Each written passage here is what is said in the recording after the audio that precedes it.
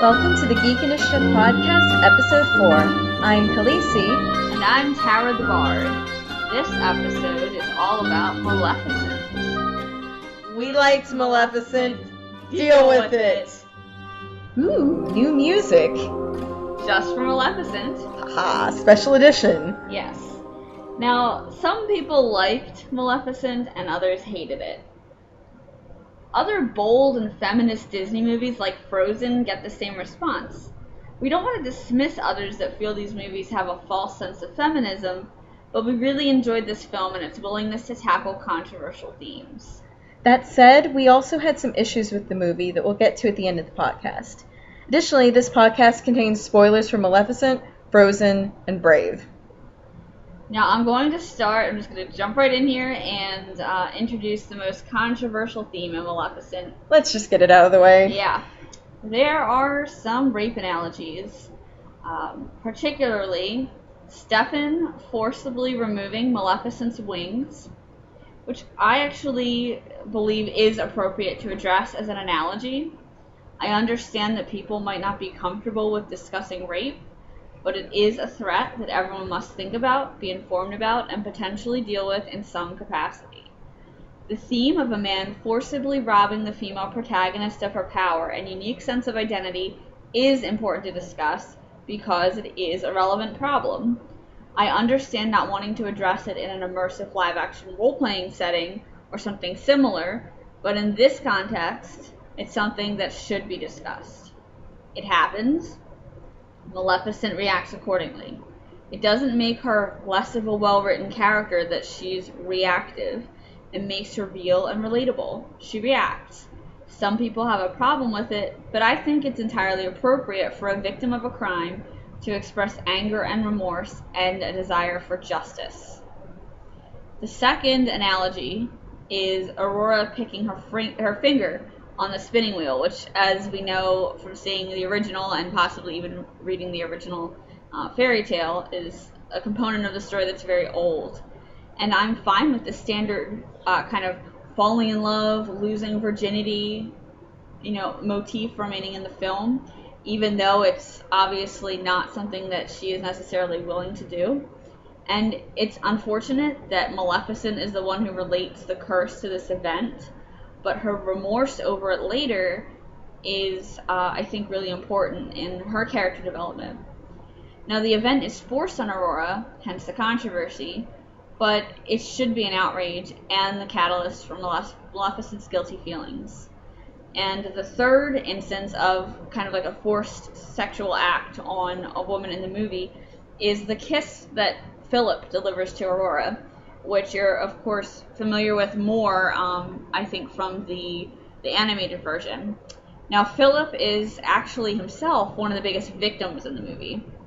He's not conscious when he's transported to the castle. He's just like slung over a horse. Yeah, Maleficent just floating in the air. Yeah, she just knocks him out and carries him along, and Philip balloon. Yeah, Maleficent and the fairies at that point, they're not like, we respect this guy. They just see him as a means to an end. They hope that he'll awaken Aurora. Since he barely even knows Aurora, he even claims that it doesn't feel right kissing her, and that the kiss she may not want isn't right because he doesn't have her permission. Go Philip! Still remaining one of the most awesome Disney princes. And one of my new favorite Disney feminists. Yay, Prince Philip. Yay! So the overall themes of the spinning wheel and the kiss are that both things happen precociously. Aurora is basically prematurely forced into growing up in a semi-sexual way before she's ready, because that is what her culture values of a princess. It's wrong. And that's kind of what the movie's showing us.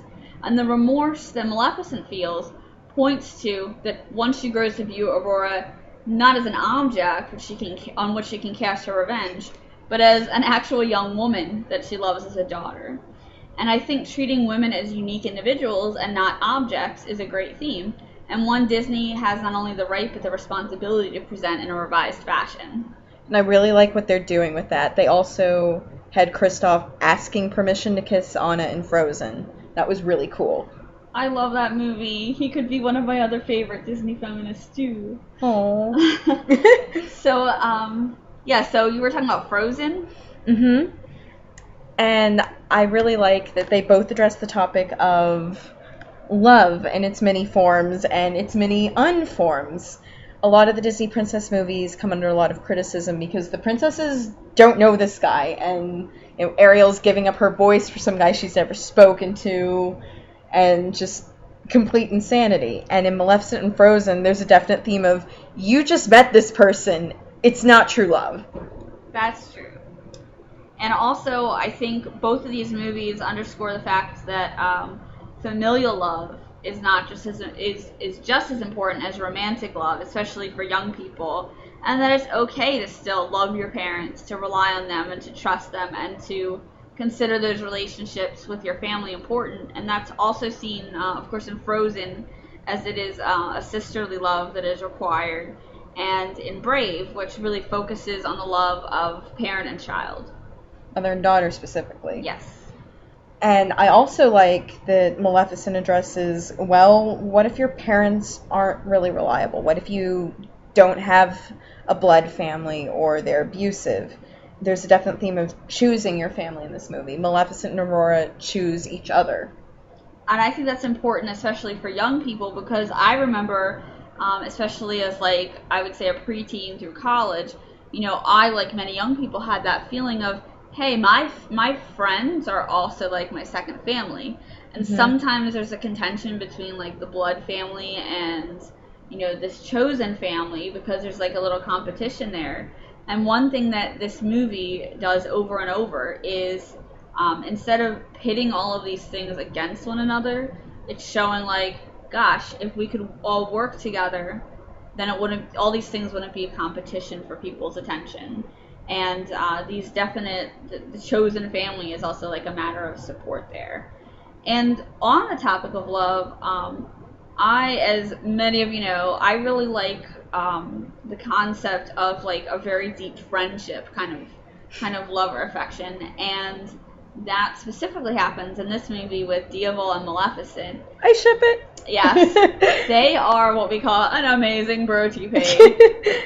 And one of my favorite things about them actually is they play two of my favorite roles, which is protector and protected, and then those roles are reversed, because when Maleficent finds Diaval, he's a bird and he's trapped under this net, and she frees him, and then at the very end he has a willing companion, and he chooses to go in with her, and then he is able to offer her the same type of rescue. So he is the one that was saved, and then he kind of becomes the hero for her.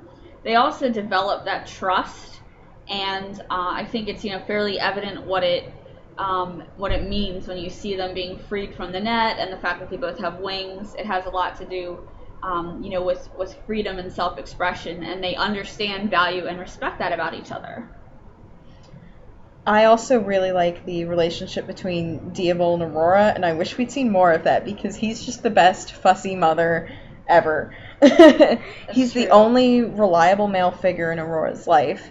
If it weren't for him, then the only real guys she'd know would be Philip, who she talks to for not even 5 minutes, and her father, who's like, oh, you look just like your mother. Lock her up. Yeah. Get her out of my sight. Yeah, and the other thing about Diaval, I think he's very sensitive, and, I think they really do a great job of actually also redefining, a male's role. Like, it's okay for a guy to be nurturing to a daughter figure, or to a younger person. It's okay for a guy to be just friends with a woman. He doesn't have to try and get with her, and that's reinforced in Diaval's relationships with both Maleficent and Aurora, and I really respect that, because part of the issue when you're discussing gender equality is that guys are also, men get bound into these gender roles too, and unfortunately they sometimes feel like, okay, well, if I do something contrary to that, then everyone else is going to view me as not a man. Now here is a great role model for young boys and girls, because Diaval is able to accomplish those things, and no one necessarily questions his ability to be a guy. You Yeah, know? he feeds Aurora I baby know. Aurora milk in the beginning. I just want to hug and then him. he turns into a dragon at the end. I don't know how much more. Yeah, he's a character that is so nurturing and so powerful, and I really like that about him. And then also is the relationship between Maleficent and Aurora. And I was worried going into this movie that I'm probably not going to like Maleficent because Aurora is like my favorite Disney princess, and I'm going to have to hate her. But that's not true. In this movie, you don't have to hate one to like the other. And I really like that about this one. And they don't just completely shove Aurora to the side and ignore her like they did in Wicked. Like, Wicked doesn't really encourage you to hate Dorothy, but you don't like her either. Yeah. She's ugh. And in Arthurian legend, Queen Guinevere is actually one of my favorite tales and characters. And in that particular retelling, which is a feminist retelling and revisioning of Arthurian legend, Guinevere still gets really kind of caged in and pushed to the side while the other women are able to become more empowered. And that's really unfortunate. And I think it is still like kind of a stance on patriarchy because she subscribes to Christianity and she's very devout and she gets blamed a lot because she doesn't conceive a child. And I understand the point they're trying to make there, but I really wish they could have done something more like they did here. And I really like the way that Maleficent and Aurora's relationship is approached. Mm-hmm. You get some really cute scenes, and I wish we'd had a couple more, like the group scenes when they're in moors. Oh yeah, when like, they're hanging out in the moors. I love the mud scene. That was adorable. It was so adorable. That's so true. And it kind of makes me wonder, like, because, of course, there are all these, like, little bits of crossovers now that we're getting with these Disney movies. And, of course, Disney's the parent company to Marvel, who is, like, just perfect at doing crossovers.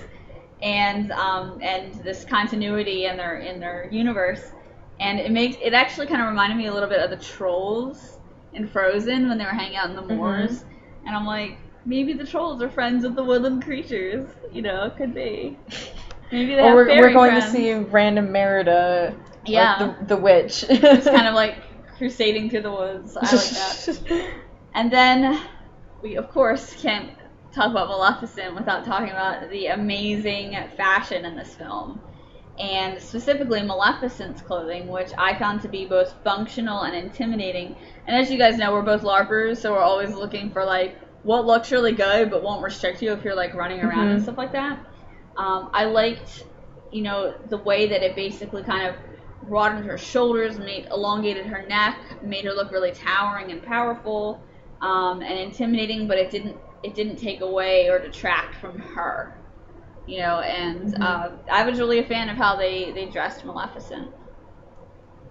Oh gosh, computer issues. I really like the necklines that they had on her in particular. The first time that she sees Stefan after he's cut off her wings, the christening scene, her collar looks so much like wings. It's almost like it's a reminder of, hey, you jerk. This is what, like, I'm here for revenge for these things that you took from me. And throughout the movie, they sometimes tone down to something that's a bit more fuzzy, a bit more nurturing for Aurora, but she still always has this very intimidating presence around the shoulders, and it's a good way to communicate authority. I liked the feather pauldron she got, because it was like, she doesn't have her wings, but she's still got, like, a little bit of feathers there. That's really cool. Her staff was also pretty neat, and I kind of like how they did that. We always thought that the staff was going to be a source of power. It is for most wizards in almost every fantasy epic ever. And when you see the animated version, it's very much a source of power. But in Maleficent, she creates it because she can't walk on her own after Stefan cuts her wings off because she's too badly hurt. And I thought that was feelsy. Stefan just, everything that you see is because Stefan just destroyed who she was. He even poisoned her magic. It's only green when she's angry and she's hurting people. And the rest of the time, it's just gold. That's so sad. I did not notice that, really. I mean, I knew it was green, but thinking back on it, you're right. Like in the beginning of the movie, it's always this like nurturing golden. And what happens if you color. add sad blue to happy yellow? It turns poisony green. That's terrible. Now, Aurora's clothing, I spent the entire movie pointing at it and saying, I loved it. Get in my closet. Yeah, it was functional. It was like something that you would wear if you were being raised by some fairies out in the woods. And you wanted to run around and explore and grow. And but it's still pretty, and it wasn't restrictive. Like, she wasn't wearing a lot of corsets and stuff like that. And the sleeves were tied up a little bit. Yeah, really. Even though they were like, the outfit was covered in this gorgeous embroidery, but it was. Yeah. As someone who LARPs in dresses, I can tell you that would definitely get my seal of approval. Yeah, and they didn't like over sexualize her either. And I'm not trying to say like, okay, a 16-year-old can't wear this or shouldn't wear this. But they didn't make it the focal point of the character.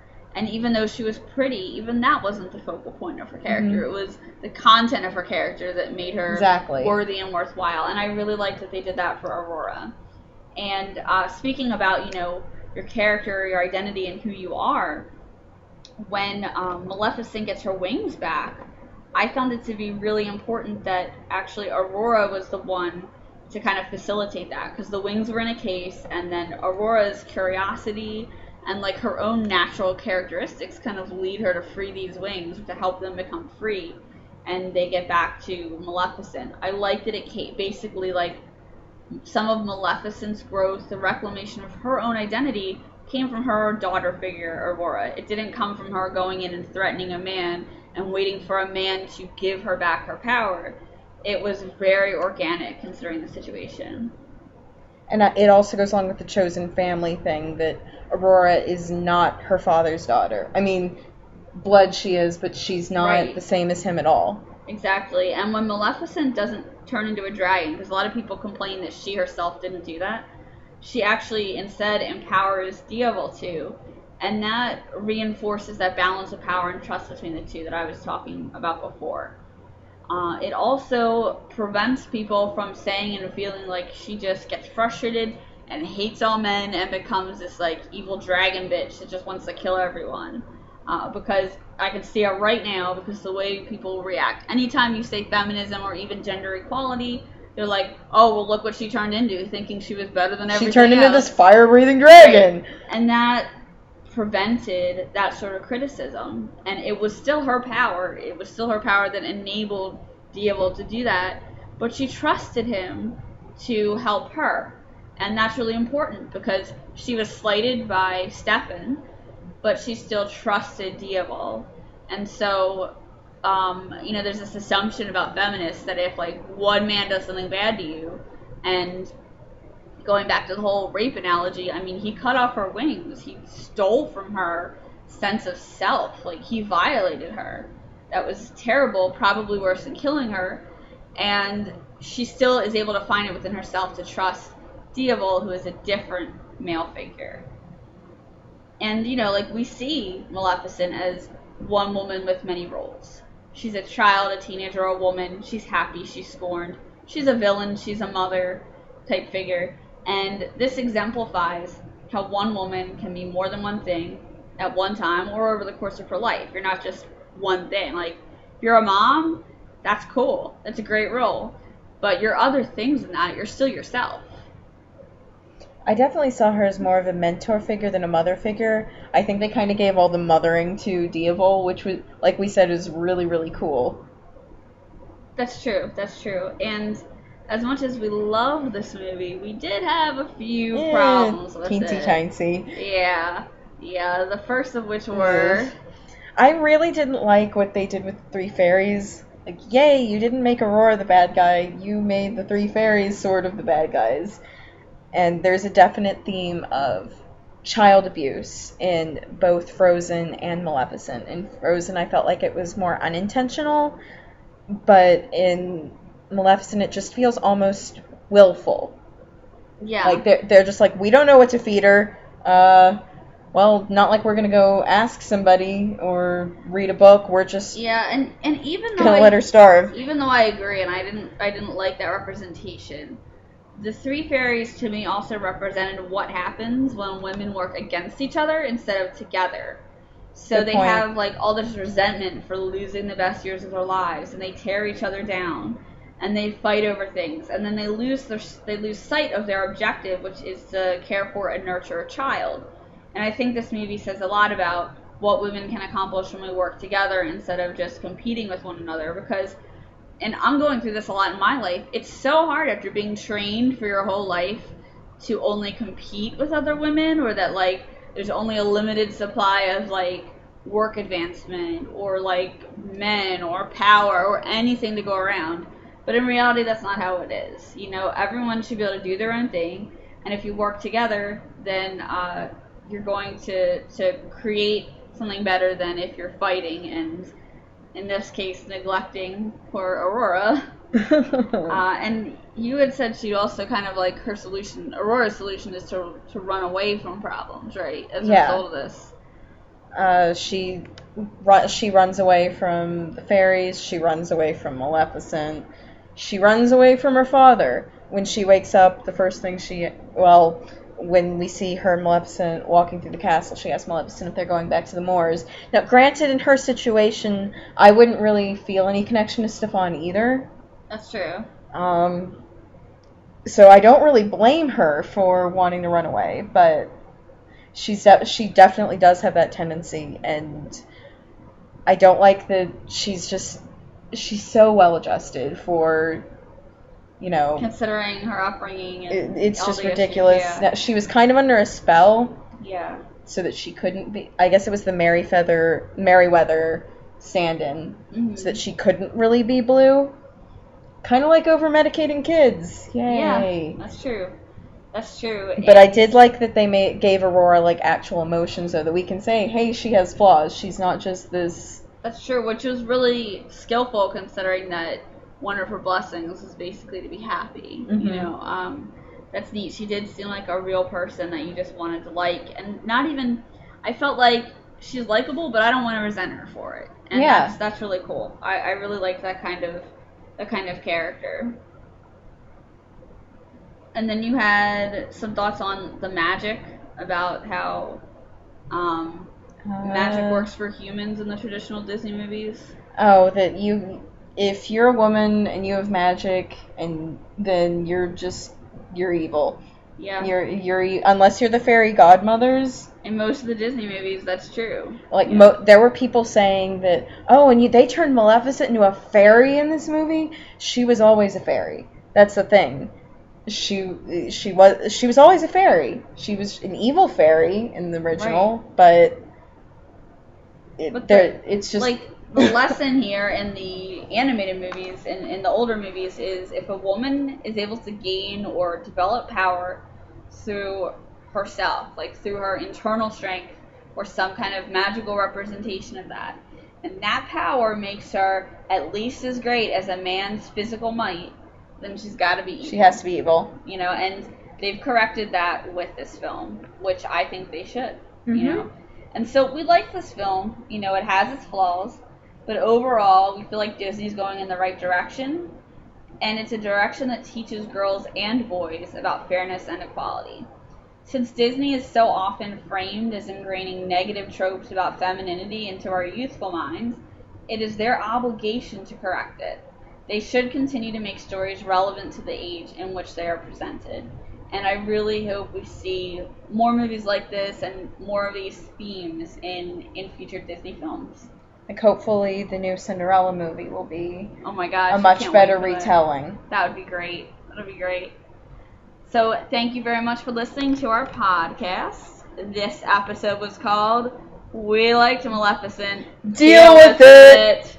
You can learn more about us by visiting geekinitiative.com. All of our Facebook and Twitter information is over there if you want to check it out and give us a follow.